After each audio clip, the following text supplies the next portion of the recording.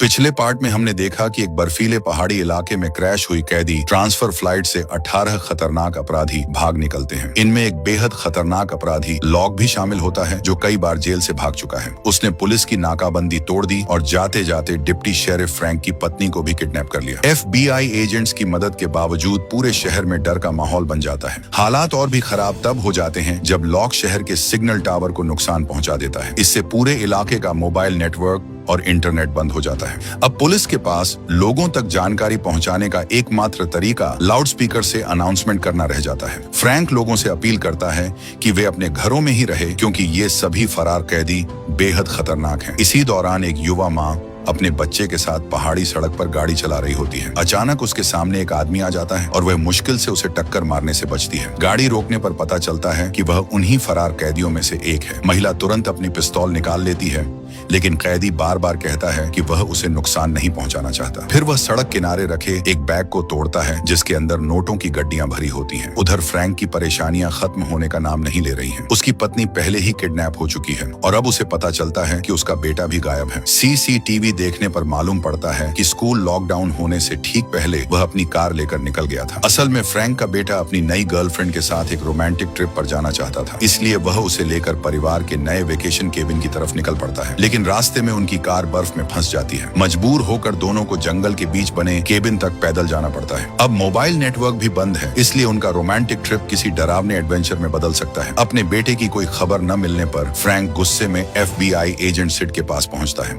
वह जानना चाहता है कि आखिर खतरनाक अपराधी लॉक ने उसकी पत्नी को ही क्यों अगवा किया। फ्रैंक को डर सताने लगता है कि कहीं लॉक उसके बेटे को भी निशाना न बना ले, लेकिन एजेंट सिड भी इस बात को लेकर कंफ्यूज थी। हालांकि एक बात उसे पूरी तरह यकीन थी कि लॉक फ्रैंक की पत्नी सारा को नुकसान नहीं पहुंचाएगा। उसका मकसद शायद उसे बंधक बनाकर किसी चीज की मांग करना था। फ्रैंक का गुस्सा लगातार बढ़ता जा रहा था। उसे सिड पर ज्यादा भरोसा नहीं था, इसलिए उसने अलग अलग रास्तों से मदद मांगनी शुरू कर दी। यहाँ तक कि सेटल शहर की क्राइम ब्रांच भी इस मामले की जांच में शामिल हो गई। कुछ देर बाद अच्छी खबरें आने लगती हैं। सबसे पहले एक अधिकारी फ्रैंक को बताता है कि उसके बेटे के मोबाइल की आखिरी लोकेशन पहाड़ की तरफ जाने वाली सड़क पर मिली है। फ्रैंक तुरंत समझ जाता है कि वह अपने नए खरीदे गए वेकेशन केबिन की तरफ गया होगा, लेकिन वह खुद वहां नहीं जा सकता था, इसलिए उसने एक पुलिस ऑफिसर को जांच के लिए भेज दिया। इसी बीच एक और सूचना मिलती है कि लॉक सारा को लेकर फ्रैंक के घर पहुंचा था। पुलिस की टीम तुरंत वहां पहुंचती है, लेकिन तब तक वे लोग जा चुके होते हैं। घर के स्टोर रूम के बीचों बीच सिर्फ एक वीडियो कैमरा रखा होता है। सबको लगता है कि लॉक ने यह कैमरा इसलिए छोड़ा है ताकि साबित कर सके कि सारा अभी जिंदा है और साथ ही अपनी कोई मांग भी रख सके। लेकिन पूरी जगह की तलाशी लेने के बाद भी उन्हें कोई वीडियो टेप नहीं मिलता। तभी एक और बुरी खबर सामने आती है। फ्रैंक का कंप्यूटर अभी भी चालू था। ऐसा लग रहा था कि लॉक ने सिस्टम में घुसकर US मार्शल डेटाबेस से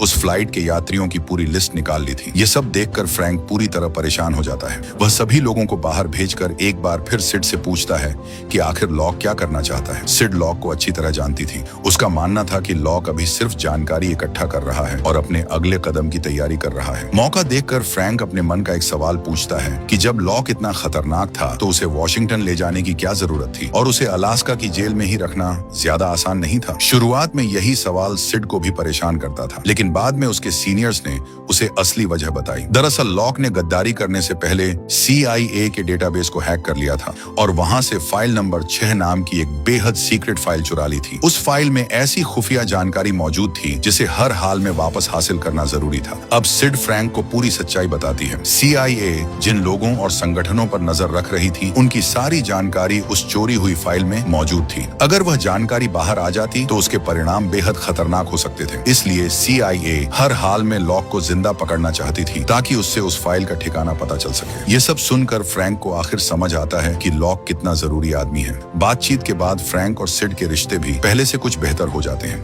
लेकिन जब सिड अपनी कार में वापस जाती है तो वह जेब से कुछ वीडियो टेप निकालती है। असल में लॉक जो टेप छोड़ गया था उसे सिड ने पहले ही छुपा लिया था और किसी को बताया नहीं था। उधर फ्रैंक का बेटा ल्यूक और उसकी गर्लफ्रेंड जंगल वाले केबिन में सुबह उठते हैं। वे खाने पीने का सामान ढूंढते हैं, लेकिन वहां कुछ भी नहीं मिलता। तब लड़की स्टोर रूम से एक फावड़ा निकालती है। दोनों फैसला करते हैं कि अब उन्हें वापस शहर लौटना होगा।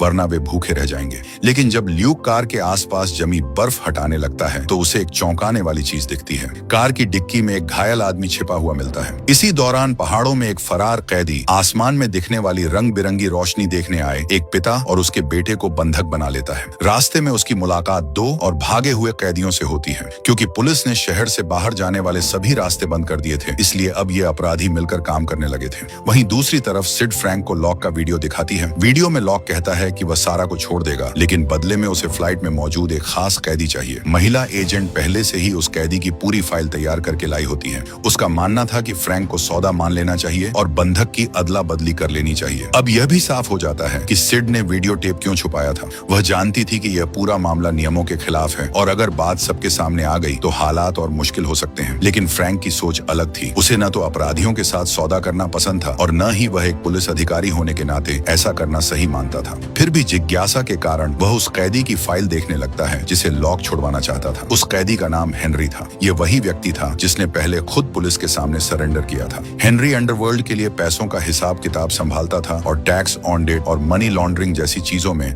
माहिर था। कुछ साल पहले उसने अपने ही क्लाइंट्स के पैसे हड़प लिए थे, जिसके बाद उसे पकड़ लिया गया। उस दौरान उसकी जान तो बच गई, लेकिन उसे अपनी दोनों बाहें गंवानी पड़ी। फ्रैंक को समझ नहीं आ रहा था कि लॉक आखिर हेनरी को छुड़वाने पर इतना जोर क्यों दे रहा है। उसे लगा कि शायद इसी कड़ी से वह लॉक की असली योजना का पता लगा सके, लेकिन सिड बार बार वही बात दोहराती रही कि उन्हें बिना सवाल किए लॉक की मांग मान लेनी चाहिए। फ्रैंक ने उसकी बात पर ध्यान नहीं दिया और सीधे उस सेल में पहुंच गया जहां हेनरी को रखा गया था। फ्रैंक ने सीधे पूछा कि तुम और लॉक एक दूसरे को कैसे जानते हो, लेकिन हेनरी बहुत चालाक निकला। वह इधर उधर की बातें करता रहा पर असली जानकारी देने को तैयार नहीं हुआ। काफी देर तक जवाब न मिलने पर फ्रैंक का गुस्सा फूट पड़ा। उसने मेज पलट दी और धमकी दी कि अगर उसने सच नहीं बताया तो उसे वापस बर्फीले पहाड़ों में छोड़ दिया जाएगा। गुस्से में बाहर निकलते ही फ्रैंक की मुलाकात एक शिकारी से होती है जो एक मरे हुए फरार कैदी की लाश लेकर आया था। दरअसल पुलिस ने इन अपराधियों को पकड़ने के लिए इनाम घोषित कर रखा था। शिकारी तो यहाँ तक कह रहा था कि वह एक पूरी टीम बनाकर बाकी फरार कैदियों का भी शिकार करेगा। इससे साफ था कि अलास्का के लोग काफी सख्त और बहादुर थे। उधर एक सुनसान केबिन में लॉक ने सारा को सीढ़ियों से बांध रखा था। फिर उसने CIA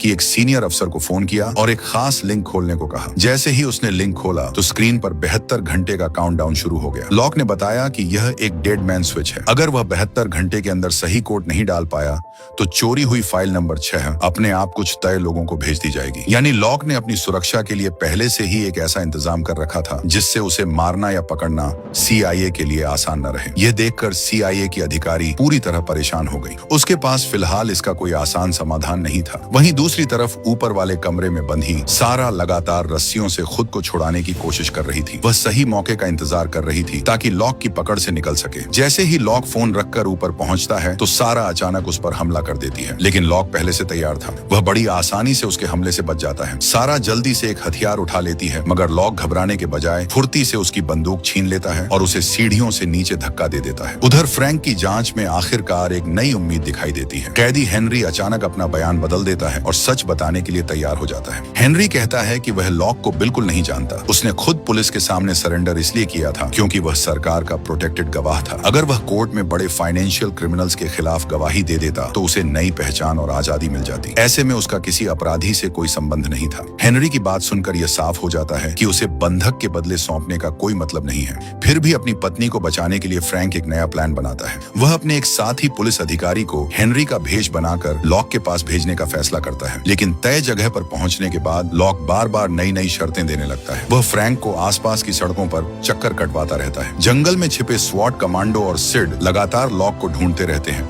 लेकिन उसका कहीं कोई पता नहीं चलता। तभी फ्रैंक को अचानक एहसास होता है कि वे सब एक चाल में फंस गए हैं। असल में बंधक की अदला बदली सिर्फ एक बहाना थी। लॉक का असली मकसद कुछ और ही था। ये समझते ही सिड फाइलें खंगालने लगती हैं।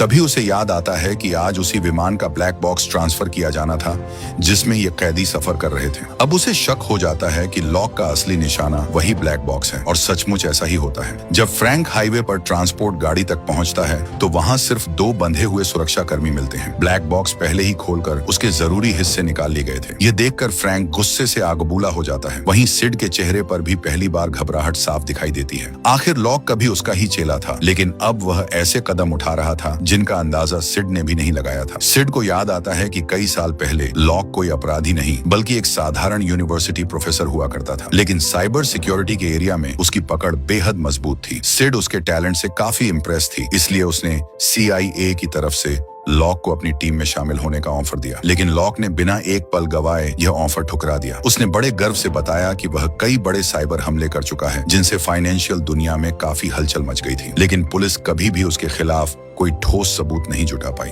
लॉक को पर्दे के पीछे रहकर सब कुछ कंट्रोल करने में मजा आता था। वह किसी के अधीन काम करने वाला इंसान नहीं था, इसलिए CIA में नौकरी करने का सवाल ही नहीं उठता था। शायद लॉक का यही आत्मविश्वास और बेखौफ रवैया था जिसने सिड को उसे अपनी टीम में लाने के लिए और भी ज्यादा उत्साहित कर दिया था। लेकिन किसी ने नहीं सोचा था कि वही पुराना प्रोफेसर एक दिन पूरी CIA को परेशान कर देगा और एक छोटे से शहर के लोगों की नींद उड़ा देगा। उधर ल्यूक और उसकी गर्लफ्रेंड उस घायल आदमी को अपने केबिन में ले आते हैं। दोनों उसकी देखभाल करते हैं और धीरे धीरे उसकी हालत सुधरने लगती है। ऐसा लगता है कि उसे होश आने वाला है। वहीं दूसरी तरफ जिन पिता पुत्र को एक फरार कैदी ने बंधक बनाया था, उनमें से पिता एक मौका देखकर अपने बेटे को सड़क की तरफ भागने के लिए कहता है। खुद वह पीछे रुक जाता है ताकि कैदी का ध्यान भटका सके और बेटे को भागने का समय मिल जाए। इसी बीच सिड को ट्रांसपोर्ट गाड़ी में एक प्लास्टिक का डिब्बा मिलता है। उसके ऊपर खून के धब्बे लगे होते हैं और साथ में फ्रैंक के लिए एक संदेश लिखा होता है। ये देखकर फ्रैंक के हाथ कांपने लगते हैं। उसे डर सताने लगता है कि कहीं बॉक्स के अंदर उसकी पत्नी सारा के शरीर का कोई हिस्सा तो नहीं रखा गया। अब सवाल ये है कि उस बॉक्स के अंदर आखिर क्या था। अगर आपको इस सीरीज का अगला पार्ट चाहिए तो कमेंट में पार्ट 3 टाइप करें।